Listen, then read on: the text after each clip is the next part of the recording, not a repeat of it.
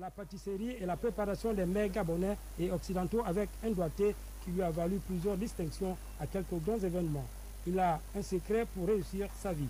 Le reportage est signé d'Edgar Kaba. La cuisine est une science approximative, la pâtisserie est une science exacte. C'est l'astuce de Thierry Ndello, lui qui a réussi à maîtriser la pâtisserie et l'art culinaire des terroirs gabonais et ceux d'ailleurs. J'ai participé, j'ai l'origine, dans les années 80, je suis rentré chez les Compagnons de Tour de France, c'est l'excellence de la culture française. Et donc par là, j'ai commencé par un CAP, APO, BTM, maîtrise, bac pro, et j'ai fini avec un couronnement des grands chefs, donc l'histoire des meilleurs grands chefs pâtissiers chocolatiers français. On a passé en revue quelques sons et images de sa cuisine. L'idée poisson, viande et poulet, avec de petits légumes à l'intérieur. J'ai préalablement poulet au beurre noisette. J'ai rôti donc mes poivrons, mes petits légumes, l'oseille et des épinards. Derrière avec des carottes et des tomates que j'ai pu mettre au dernier moment. Et donc ça, un plat comme ça, mijoté à souhait pendant 3 quarts d'heure.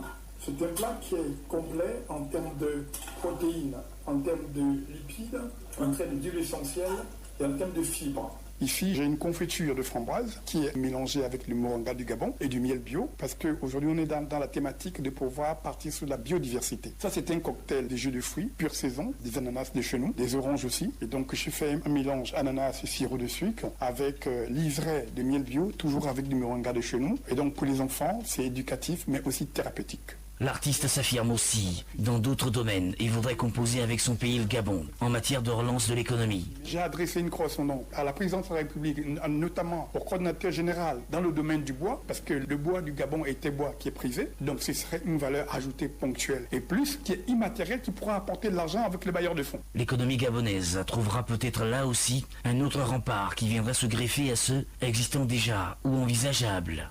Sans transition à l'actualité, nous allons la chercher à l'international. Une présentation de